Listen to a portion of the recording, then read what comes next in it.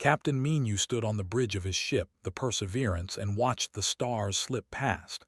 He had been flying this route for 3 years now, Earth to the outer colonies and back again. It was supposed to be a peaceful job.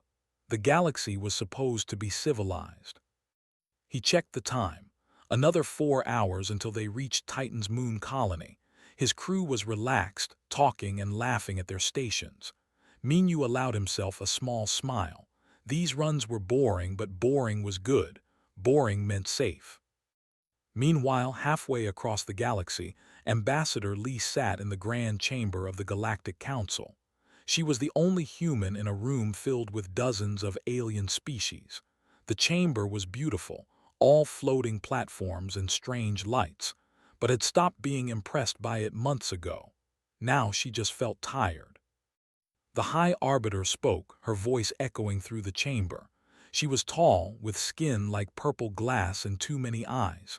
"The human delegation will accept our terms," she said. It wasn't a question. Stood up slowly.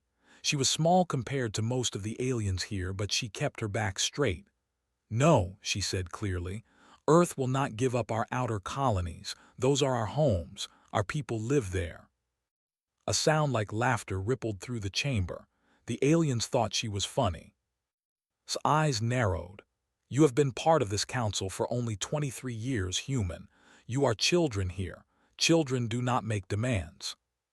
"We're not making demands," replied. "We're refusing yours. There's a difference." Back on Earth, Park sat in a dark room filled with computer screens. She was young, only 28, but she was the best strategic analyst Earth had. Right now, she was watching the council meeting through a hidden feed. Her fingers flew across her keyboard, taking notes. Her assistant leaned over her shoulder. "They're not taking us seriously," he said. "They never do," replied without looking away from the screen. "Keep recording everything. We'll need it later." The council meeting ended badly. Stood up, her massive form towering over. "Since you refuse to be reasonable, the council has voted. Economic sanctions will begin immediately. Your supply ships will not be allowed to pass through council space. Your colonies will receive no support." Felt her stomach drop. The outer colonies needed those supply runs. Food, medicine, equipment, everything came from Earth. "That's a blockade," she said. "That's an act of war." "Call it what you wish," said. "Perhaps hunger will teach your people respect." Wanted to scream, to rage, but she kept her face calm.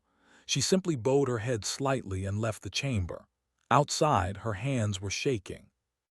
2 days later, Menu's ship dropped out of faster-than-light travel. Titan's moon should have been ahead of them, a small colony world orbiting a gas giant. He expected to see the lights of the settlement, the docking beacons guiding them in. Instead, he saw fire. "Captain," his communications officer shouted. "I'm getting emergency signals." "No, wait, there's nothing. The signals just stopped." Menu's blood turned cold.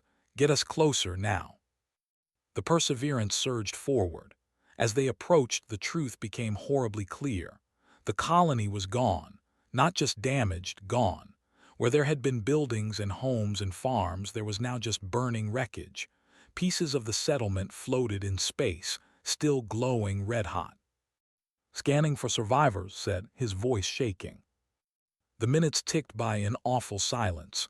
Finally, looked up, his face pale. "Captain, there's no one.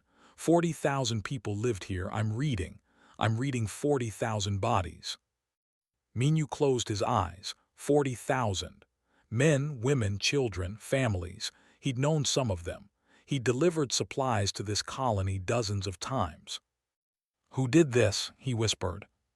His weapons officer, Bora, pulled up data on her screen. Energy signatures match warships, 3 of them. They were here 6 hours ago. 6 hours.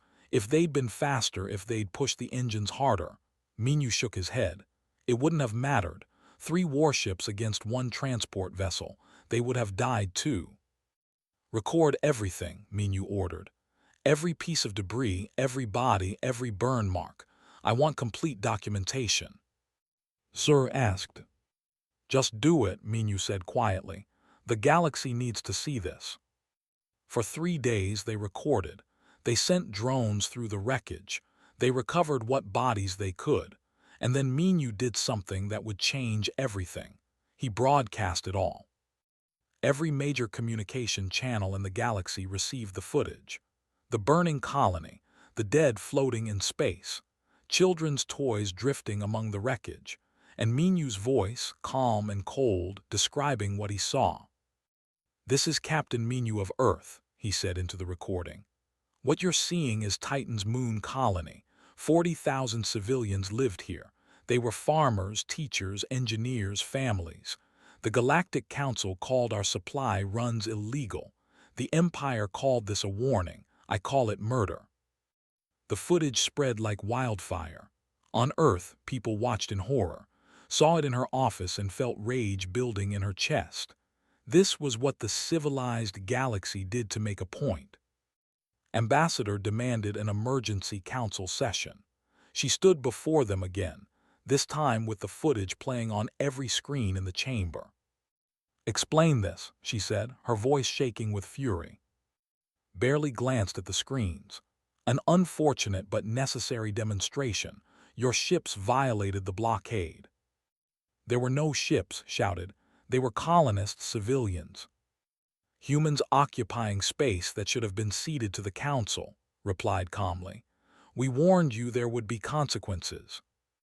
Looked around the chamber. Dozens of alien species all watching. Some looked uncomfortable, most looked indifferent. A few actually seemed pleased. "Justice?" demanded. "I demand justice for those 40,000 lives." The council voted, 30 species in favor of declaring the action acceptable enforcement, 12 against, 5 abstaining. Felt something break inside her, not her spirit, her patience, her hope that the galaxy was actually civilized. "So that's your answer," she said softly. 40,000 murders and you call it acceptable." Ambassador Lee said, "I suggest you return to Earth and convince your people to see reason. The next demonstration will be worse." Looked at her for a long moment, then she smiled. It was not a kind smile. "I'll return to Earth," she said, "but not to convince anyone to see reason. I'm going to tell them exactly what you are, and then, well, you'll see." She walked out of the chamber with her head high. Behind her, the aliens whispered and laughed. They thought she was being dramatic. They thought humans would back down. They had no idea what was coming. Back on Earth, Park was already working. Her screens showed military readiness reports, strategic assessments, weapons inventories. She'd been preparing for this possibility for years. They all had, quietly, hoping they'd never need it. Now they needed it. She picked up her phone and made a call. "Admiral Itz, tell the President it's time. We're going to war." Admiral had been expecting the call. He was in his office at Earth Defense Command whence message came through. He looked out his window at the blue sky, wondering how many more peaceful days Earth would see. Then he picked up the phone and called the President. Within 6 hours, every nation on Earth received the same message. Emergency session. Maximum priority. The world leaders gathered virtually, their faces appearing on screens in a secure conference room.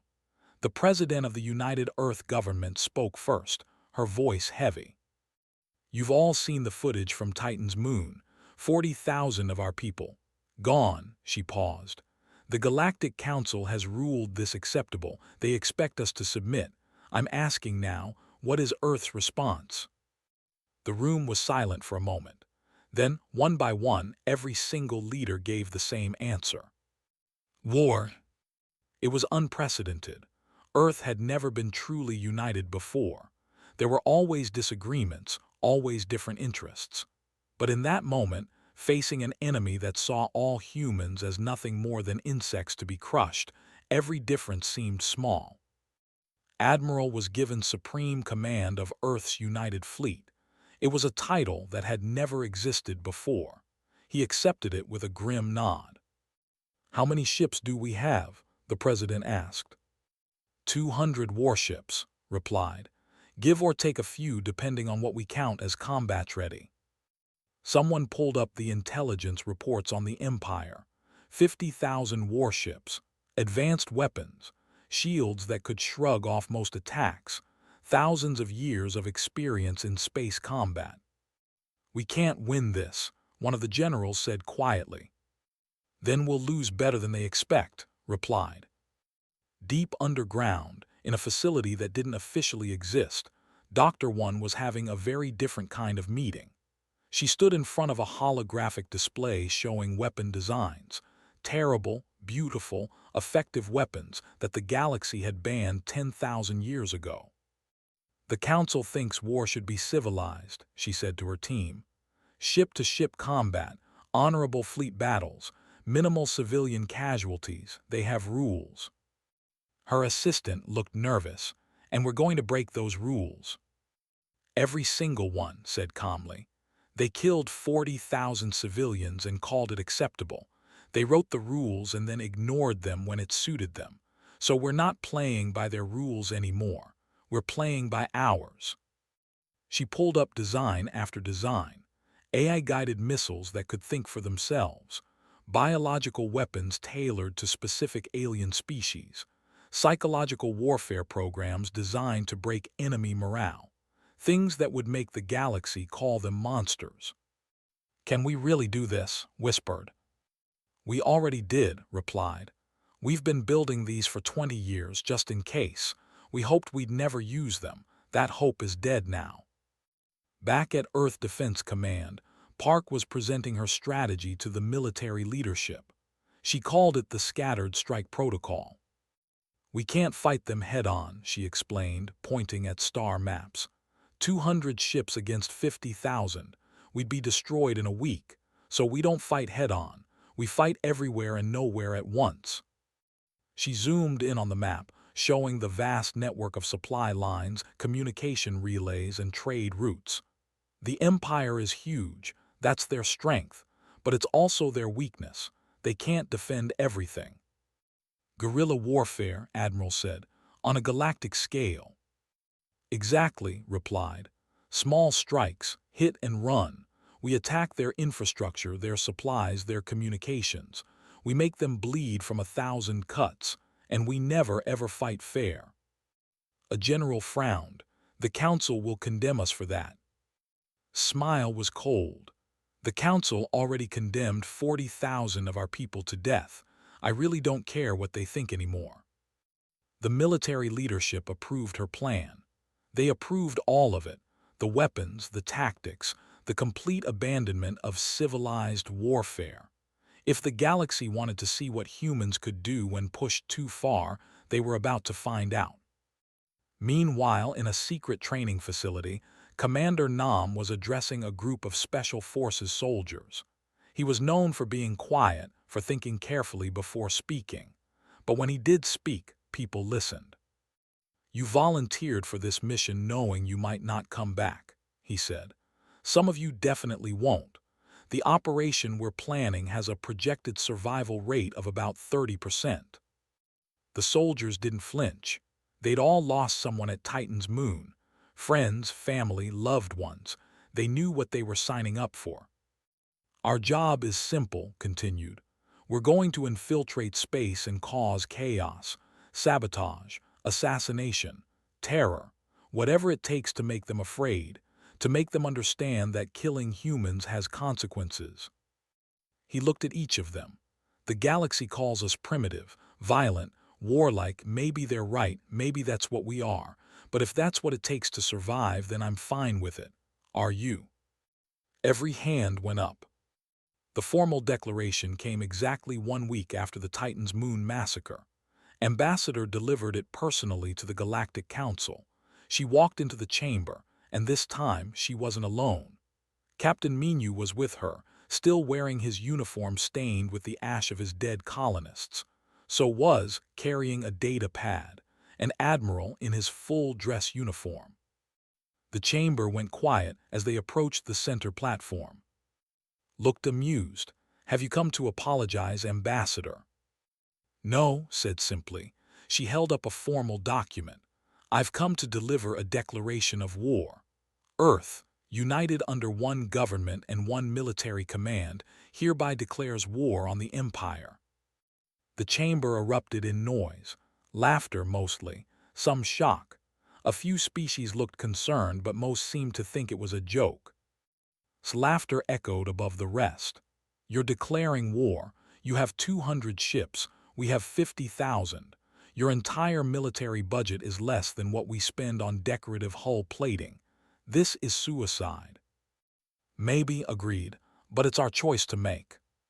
You'll be destroyed within a month, said. Admiral stepped forward. Then you have a month to prepare, because when we come for you, we're not coming to negotiate. We're not coming to fight honorable battles. We're coming to make you pay for every single life you took. Activated her data pad and images appeared on every screen in the chamber. Battle plans, weapon designs, strategic targets. She let them see just enough to understand that Earth wasn't bluffing. We spent 23 years in your council watching and learning, said. Learning your technology, your tactics, your weaknesses. You thought we were primitive, so you never hid anything from us. That was your first mistake. Minu spoke next, his voice quiet but carrying. Your second mistake was thinking we'd back down. Humans are predators. We evolved fighting for every scrap of food, every inch of territory. We climbed to the top of our food chain by being meaner and smarter than everything that tried to eat us. You're about to remember why apex predators are called that. Look directly at. And your third mistake. You killed our children. You attacked civilians and thought we'd be too afraid to respond. But you just showed us that mercy is wasted on you. So we're not going to be merciful anymore. She placed the declaration on the platform between them. This war starts now. When it ends, the galaxy will understand something important. Humans sought peace because we chose to, not because we had to. You made us change our minds.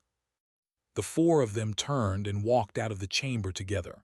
Behind them, the laughter had stopped.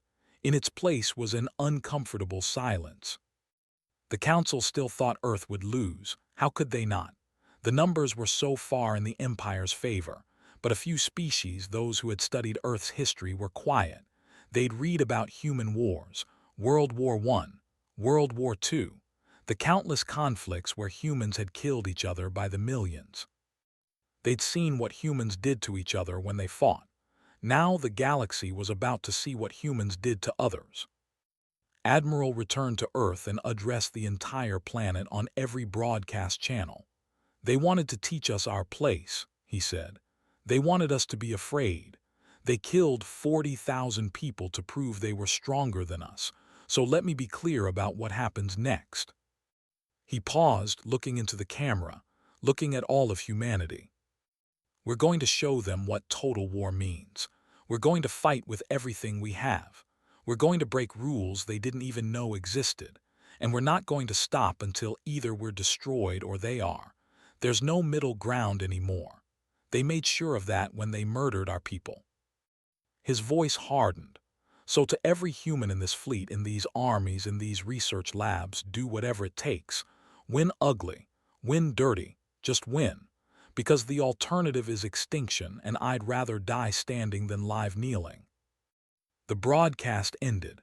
Across Earth, across every human colony, people watched and understood. This wasn't going to be a war fought by soldiers alone.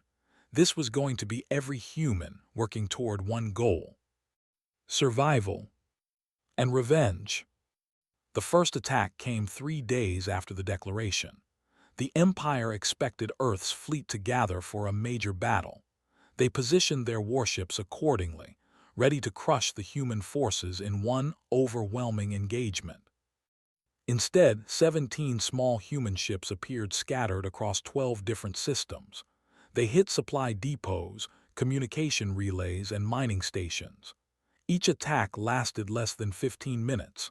By the time warships arrived, the humans were gone, vanished back into faster-than-light travel.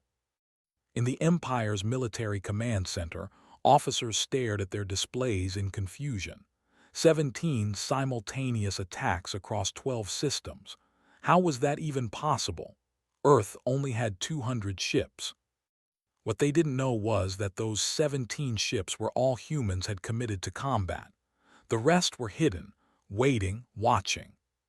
Commander led the Ghost Fleet, a squadron of 25 ships equipped with experimental stealth technology. Her ships could hide from sensors, appear on scanners as asteroids or debris, and strike without warning. Target is a fuel depot orbiting the fourth planet, her tactical officer said. 3 defensive platforms, maybe a dozen patrol ships. Studied the display. The depot supplied fuel to 50 warships. Destroy it, and those warships would be stranded for weeks. How many civilian workers on that depot? She asked. Scanning shows about 300 life signs. Before the war would have called off the attack. 300 innocent people just trying to do their jobs. But she remembered Titan's moon. 40,000 innocents. The council had called that acceptable. Fire on my mark, she said quietly. Target the fuel storage tanks. Give the workers 2 minutes to evacuate, then level it. Her weapons officer hesitated. Commander, 2 minutes might not be enough. It's 2 minutes more than our people got, interrupted. Fire the warning shots. The Ghost Fleet and fired across the depot's bow. Alarms blared inside the station. Workers scrambled for escape pods, counted down the seconds. At exactly 2 minutes, she gave the order. Destroy it. The fuel depot exploded in a massive fireball. Some workers had made it to safety. Some hadn't. Felt sick, but she didn't let it show. This was war, real war, ugly war. Jump coordinates logged, her navigator said. Next target is 3 systems away. Then let's go, said. We have 6 more targets before sunrise. On the ground, Sargent was leading a different kind of mission. His team had infiltrated a colony world, posing as traders. They looked human enough that the aliens barely glanced at them. Why would they? Humans were weak, harmless. That assumption was their mistake. And his team planted explosives in 3 key locations: a power plant, a water treatment facility, and a military communications hub. They were careful, precise. No civilian casualties if they could avoid it, but the infrastructure had to go. At midnight, all 3 targets exploded simultaneously. The colony went dark. No power, no water, no communications. Panic spread fast. His team was already gone, boarding a transport off-world before anyone knew what happened. They left behind only a message painted on the wall of the communications hub in glowing letters. For Titan's moon. The Empire responded with overwhelming force. They sent entire fleets to hunt down the human raiders, but hunting humans proved harder than expected. Earth's ships didn't fight fair. They used asteroid fields as cover. They hid near stars where sensors didn't work well. They would pretend to run, leading ships into traps where 2 or 3 human vessels would ambush a lone pursuer. And when they did get caught, human ships did something the galaxy had never seen before. They rammed enemy vessels. The first time it happened, the captain couldn't believe it. A human destroyer, shields failing and engines damaged, simply turned and accelerated straight at his cruiser. The human ship's captain didn't even try to eject. He just crashed his vessel into the enemy at maximum speed. Both ships were destroyed. 1 human crew, maybe 50 people, killed 300 and destroyed a ship worth millions. The report reached High Arbiter's desk, and for the first time, she felt a flicker of doubt. What kind of species used suicide tactics as standard procedure? The answer came from Al, a neutral observer from a species that wasn't part of the conflict. He was a historian, documenting the war for the Council archives. His report was chilling. Humans don't calculate acceptable losses the way we do, he wrote. When we fight, we weigh the cost against the benefit. We retreat when losses exceed gains. Humans don't seem to have that switch. They fight until they win or until they're all dead. There's no middle ground. He included recordings of human communications. Pilots who knew they were dying, laughing as they lined up kamikaze runs. Ground troops surrounded and outnumbered, refusing surrender, fighting until the last soldier fell. They're not fighting to gain territory, Al concluded. They're fighting to make a stop existing. There's a difference. Dr. One's weapons were starting to appear on the battlefield. The encountered mines that could think, tracking ships through faster-than-light travel and detonating at optimal damage points. They found viruses in their computer systems that spread like disease, shutting down weapons and life support. Worst of all were the biological weapons, not diseases. Humans didn't want to create plagues that might spread, but tailored toxins that affected only biology, airborne agents that caused paralysis, waterborne compounds that induced terror, nothing immediately lethal but all of it designed to break enemy morale. The galaxy watched in horror. The Council convened emergency sessions. Species after species stood to condemn Earth's tactics. "This is barbaric," one delegate shouted. "Chemical weapons, biological agents, these things were banned ago." Ambassador attended the session via video link. She looked tired. The war was only 2 months old, but it felt like years. "You're absolutely right," she said calmly. "These tactics are barbaric. They're cruel and horrifying. They violate every rule of civilized warfare." She paused. "Of course, so does murdering 40,000 civilians. When you set that precedent, you gave us permission to abandon civility too." "This is different," protested. Howe asked. "You killed our people to make a point. We're killing yours to make a point. The only difference is you thought we'd be too scared to hit back." The council erupted in angry shouts, waited for them to quiet down. "Here's what I don't understand," she said. "You've been fighting wars for thousands of years. You have rules and protocols and honored traditions. But all that civilization evaporated the moment you thought you could bully someone weaker than you. So forgive me if I don't take your moral outrage seriously." She leaned forward. "You want us to fight fair. You want us to follow the rules. Then maybe you should have followed them first, but you didn't. So now we're fighting the only war we know how to fight, total war, complete war. The kind of war where the only acceptable outcome is the enemy's complete destruction." "You'll destroy yourselves," someone shouted. "Maybe," agreed, "but we'll take you with us, and honestly, after what you did, that seems fair." The session ended in chaos, but's words had an effect. Several council species began to quietly reconsider their positions. They'd thought this war would be over quickly. The Empire was too strong. Earth was too weak. But 3 months into the war, the Empire had lost over 15,000 ships. Most of them weren't destroyed in battle. They were sabotaged, ambushed, or simply disappeared, never to be heard from again. Earth had lost maybe 60 ships. Every single one had taken multiple enemy vessels with it. The mathematics were disturbing. At this rate, the Empire would run out of ships before Earth did. Commander's ghost fleet struck again and again. Food convoys destroyed, medical supply ships disabled, troop transports blown apart. They tried to adapt, tried to predict human tactics, but humans kept changing their approach. 1 week they'd focus on military targets, the next, infrastructure, then supply lines. Then they'd hit civilian shipping, making sure the population knew they weren't safe either. "It's terrorism," said at a military briefing. Her top general nodded grimly. "Yes, and it's working. Civilian morale is collapsing. People are demanding we end the war." "We can't end it," said. "If we back down now, we look weak. Every species in the galaxy will think they can challenge us." "Then we need to escalate," the general replied. "Hit Earth directly. Show them we can hurt them too." Considered this. It was risky.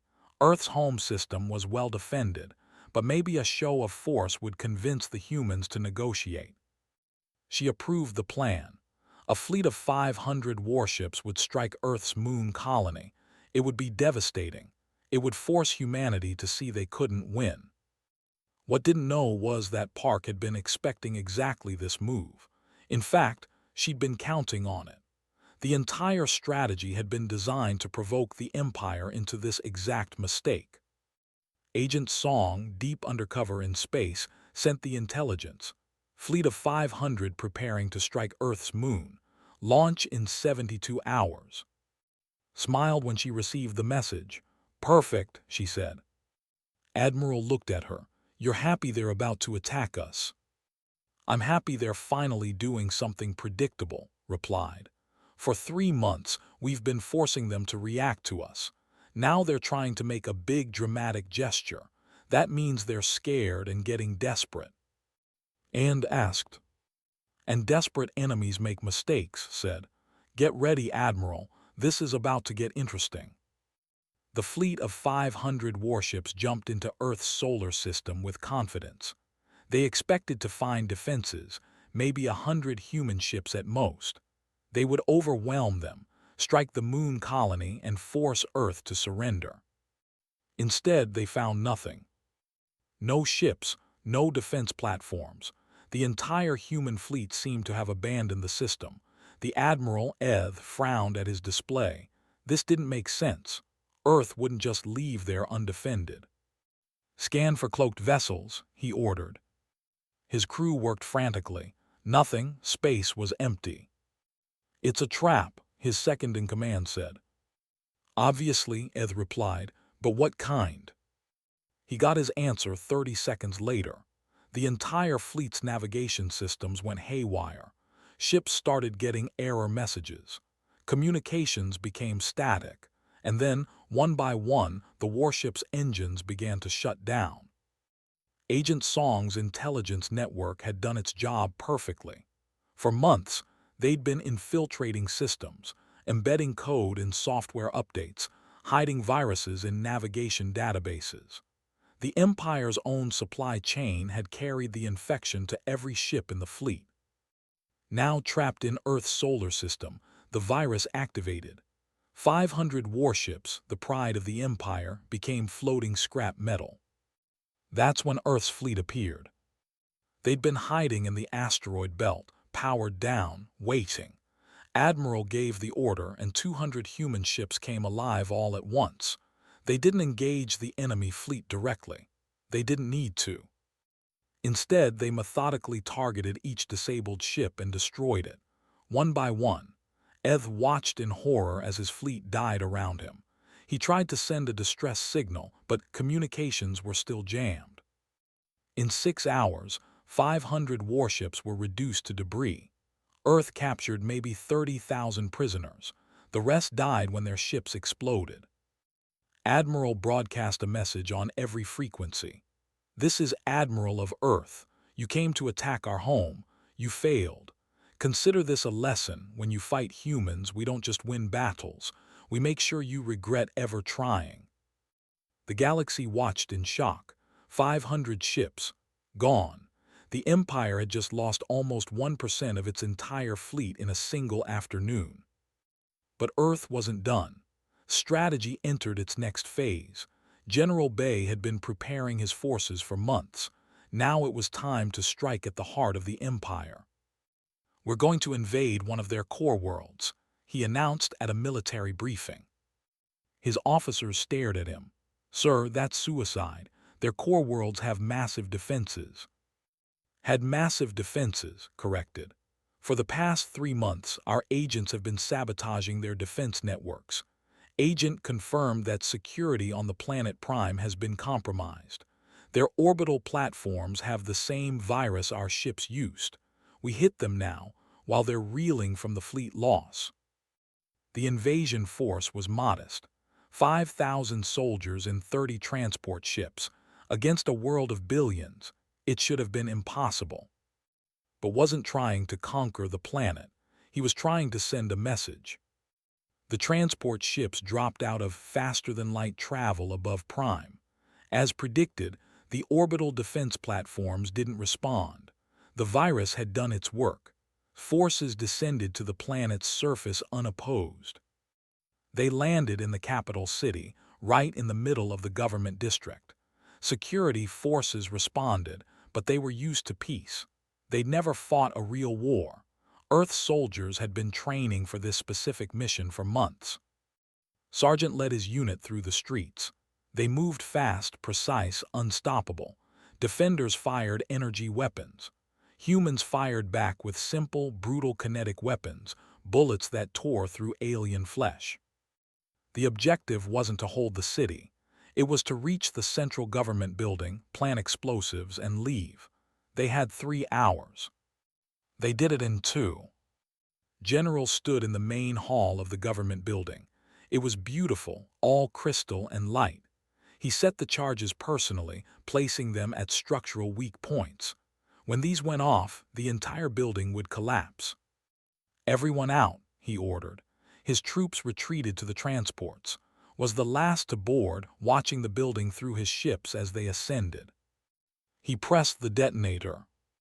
The explosion was massive. The government building crumbled, sending up a cloud of dust that could be seen from orbit. Didn't smile. There was nothing to celebrate, but the message was sent. If humans could reach the Empire's capital, they could reach anywhere. The broadcast sent after was simple. "Citizens, this is General Bay of Earth. We just destroyed your central government building. We could have killed millions of you. We didn't. We're not monsters, but understand this, we can reach you. Anywhere, anytime. If this war continues, next time we won't be so kind." The effect was immediate. Protests erupted across worlds. Citizens demanded peace. How could they be safe if humans could appear in their capital city? High Arbiter watched the reports coming in and felt her grip on power slipping. The Empire was cracking. Food shipments disrupted. Communications unreliable. Military morale collapsing. And now, humans had proven they could strike the itself. She called an emergency meeting with her top advisors. "We need to negotiate," one of them said. "We can't," snapped. "We're still stronger than them. We still have tens of thousands of ships."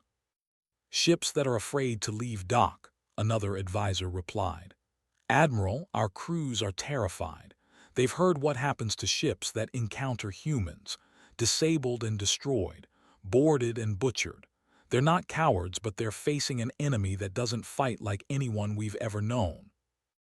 Agent Song sat in that meeting, disguised as a low-level technical advisor. She'd been embedded in the government for 3 years, feeding intelligence back to Earth. Now she listened carefully, recording everything. The meeting ended with no decision. Refused to surrender, but she also refused to commit more forces to battle. The Empire was paralyzed, stuck between pride and fear. Sent her report to that night. "Target is wavering but not broken. Recommend continued pressure." Shared the intelligence with Admiral and the military command. 6 more months, she predicted. 6 months of constant attacks and they'll collapse. But Commander had a different idea. "Why wait 6 months?" she asked.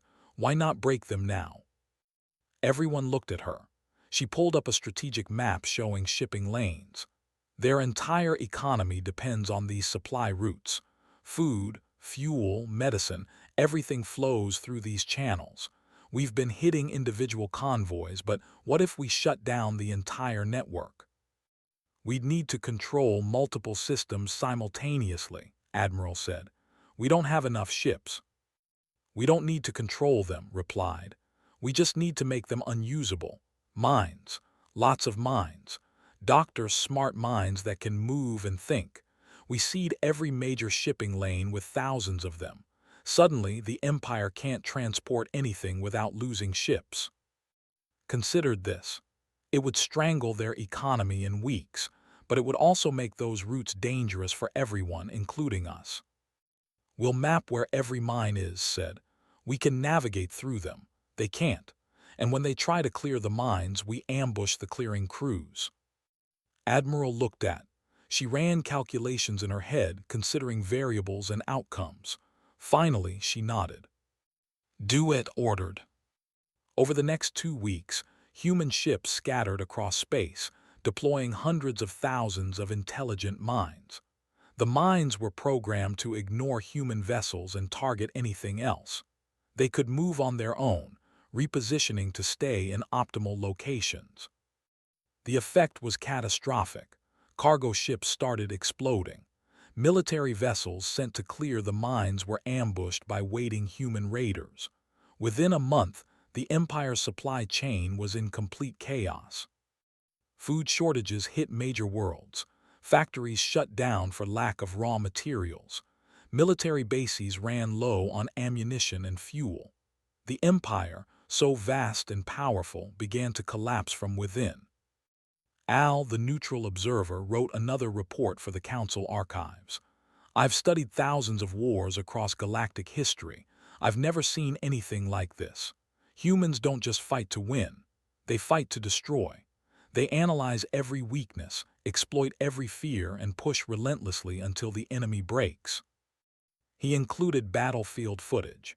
Human soldiers fighting with a ferocity that shocked other species. Wounded humans who refused to retreat. Outnumbered crews who fought to the last person rather than surrender. They made a critical error, he wrote. They assumed humans were weak because they sought peace. They didn't understand that humans chose peace specifically because they knew how terrible they were at war. The Empire woke up a sleeping predator and then acted surprised when it tried to eat them. 6 months after the war began, the Empire had lost 30% of its fleet. Their economy was in ruins. Their citizens were rioting, and Earth showed no signs of stopping. High Arbiter finally admitted what everyone else already knew. They were losing. Not just losing battles, losing the war, losing everything. She sat in her chambers alone and composed a message to the Galactic Council. I am requesting emergency intervention to negotiate peace with Earth. The Empire surrenders. It had taken only 6 months for humanity to bring one of the galaxy's greatest powers to its knees. And the terrifying part was that Earth had barely used a fraction of their weapons. Doctor had an entire arsenal that had never been deployed. The galaxy looked at Earth with new eyes, not as primitives, not as children, but as something far more dangerous, a species that knew exactly how to destroy anyone who threatened them and wasn't afraid to do it.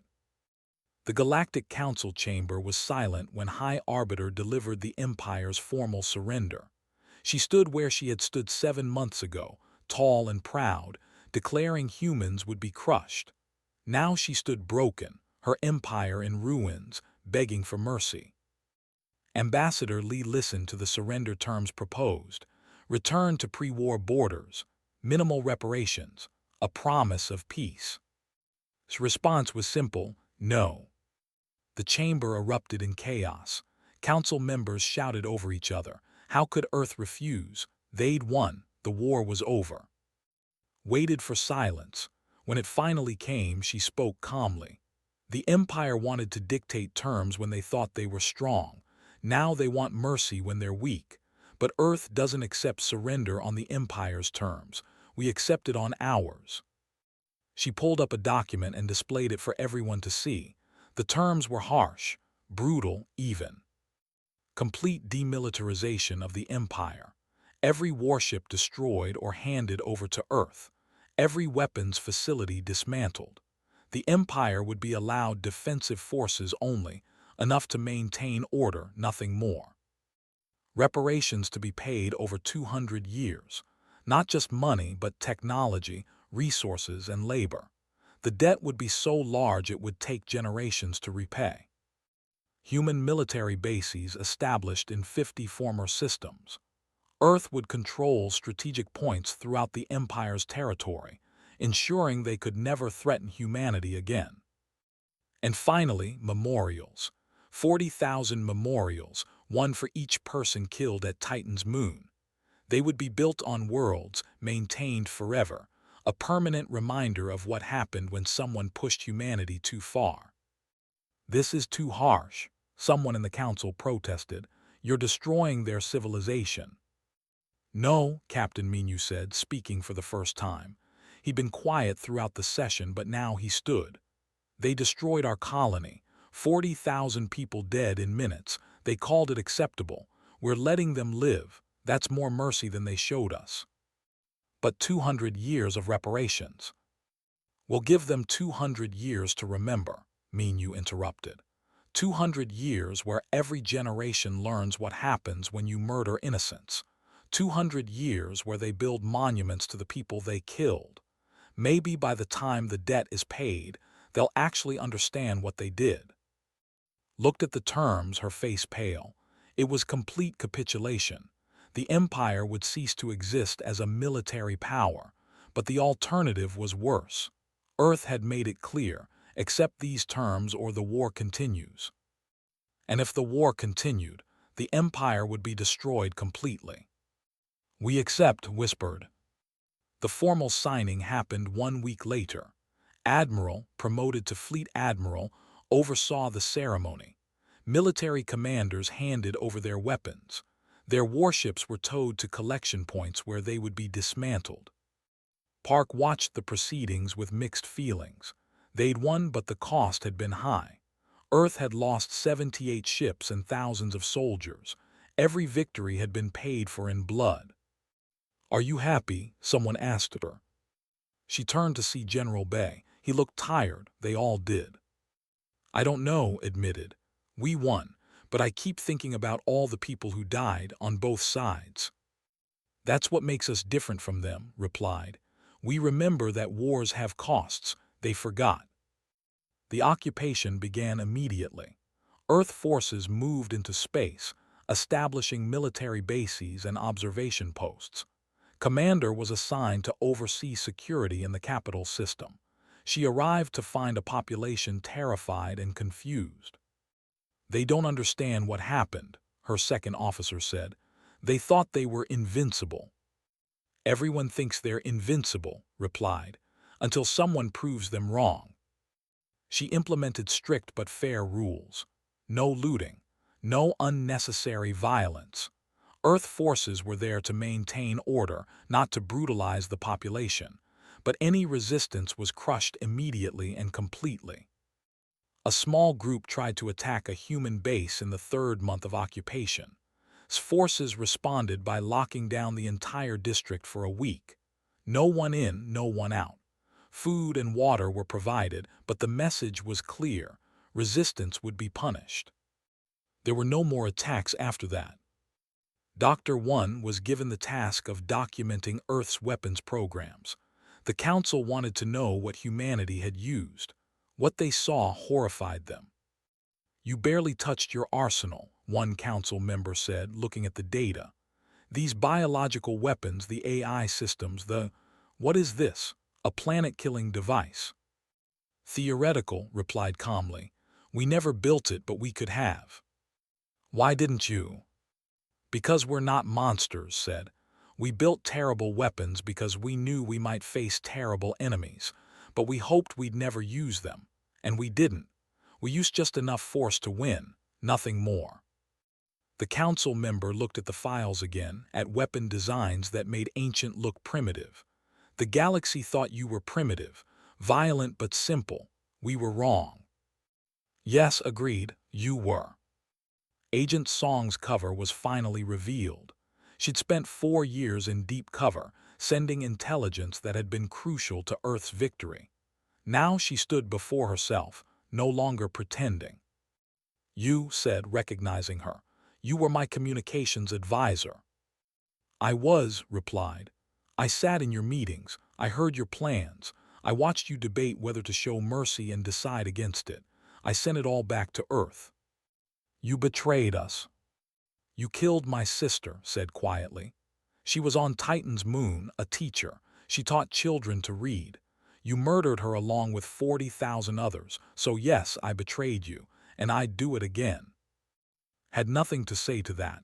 What could she say? The war was over and she had lost. The memorials began construction in the first year. Each one was identical, a simple stone monument with a name, a date, and the words "murdered at Titan's moon." 40,000 monuments on 40 different worlds. Commander Nam oversaw the construction of the first one. He'd led the Special Forces missions that had caused so much chaos in space. Now he helped build something peaceful. A young watched him work. "Why do you care so much about stones?" the child asked. Looked at her. "These aren't just stones, they're memories. Every single one represents a person who died. Someone's parent, child, friend. We build these so we never forget what happened, so you never forget." "I didn't kill anyone," the child said. "No," agreed. "But your leaders did, and these monuments will make sure that every generation remembers, so that maybe someday no one will make the same mistake again." The Galactic Council formally recognized Earth as a major power 2 years after the war ended. Ambassador was offered a seat on the High Council, the first human to hold such a position. She accepted, but her first act was to demand reforms. "The Council failed," she said bluntly. "You allowed genocide and called it acceptable. You let the strong bully the weak. You created the conditions that led to this war. That has to change." She proposed new laws, protections for minor species, limits on military action against civilians, actual consequences for violations. Most of the council resisted, but Earth had leverage now, military leverage. The reforms passed. Park was appointed as Earth's new council representative, working alongside. She was young for such a position, but no one questioned her qualifications. She designed the strategy that brought down an empire. At her first speech to the council, she said something that made everyone uncomfortable. "Earth didn't want this war. We wanted peace. We still want peace. But we've learned something important. Peace doesn't come from being weak. It comes from being strong enough that no one dares attack you, but wise enough not to abuse that strength." She paused. The empire was strong but not wise. They thought strength meant they could do whatever they wanted. They were wrong. Real strength is choosing not to fight when you could. Real wisdom is knowing when you must. 3 years after the war, Admiral retired. He'd served his purpose. The war was won, the occupation stable, the peace secured. He returned to Earth and tried to live a normal life. But sometimes, late at night, he thought about all the decisions he'd made, all the lives lost because of his orders. He wondered if they'd done the right thing, if winning had been worth the cost. Then he'd remember the footage from Titan's moon, the burning buildings, the floating bodies, the children who never got a chance to grow up. And he'd know that, yes, it had been worth it, because the alternative was letting bullies kill with impunity. And humanity had learned long ago that sometimes the only way to stop a bully was to hit back harder than they'd ever imagined possible. 5 years after the war, something unexpected happened. A delegation from the Empire requested a meeting with Earth's government. They were young, a new generation that had grown up after the war. "We want to understand," their leader said. "We want to know why you fought the way you did, why you were so brutal." General Bay, now retired, agreed to meet with them. He took them to the Titan's Moon Memorial on Earth, a vast park with 40,000 trees, one for each person killed. "Your people attack civilians," he said. "Not soldiers, not military targets, families, children, people who had nothing to do with politics or war. They did it to make a point, to show power." He walked through the memorial garden. "Every tree here represents a life, a person with dreams, fears, hopes. Your leaders destroyed all of that to prove they were strong. So we proved we were stronger, not to be cruel, but to make sure it never happened again." The young were quiet. One of them finally spoke. "We learn about the war in school. They call it the Great Shame. They teach us to never forget what our leaders did." "Good," said, "because the moment you forget, someone will do it again." 10 years after the war, Commander Nam returned to Titan's moon. The colony had been rebuilt, bigger than before. Families lived there again, farming and building and laughing. He planted a tree in the memorial garden there, adding to the forest of remembrance. It was a human tradition. From death, new life grows. A child approached him as he worked. "Are you a soldier?" she asked. "I was," replied, "a long time ago." My teacher says soldiers protected us in the war. Smiled sadly. We tried. We didn't protect everyone, but we made sure that the people who hurt us could never do it again. The child looked at the tree he was planting. What kind of tree is it? An oak said. It'll grow slowly but strong. It'll be here for hundreds of years, long after I'm gone. A reminder that we were here, that we mattered. The galaxy changed after the war. Species that had bullied others suddenly found themselves facing consequences. Minor powers banded together, knowing that if humans could stand up to they could stand up to anyone. Peace became more common, not because everyone suddenly became kind, but because the cost of war had been demonstrated. Earth had shown what total war looked like, and no one wanted to face that again. Al, the historian, completed his final report 20 years after the war. It became required reading at every military academy in the galaxy. The human war taught us several lessons, he wrote. First, never assume kindness is weakness.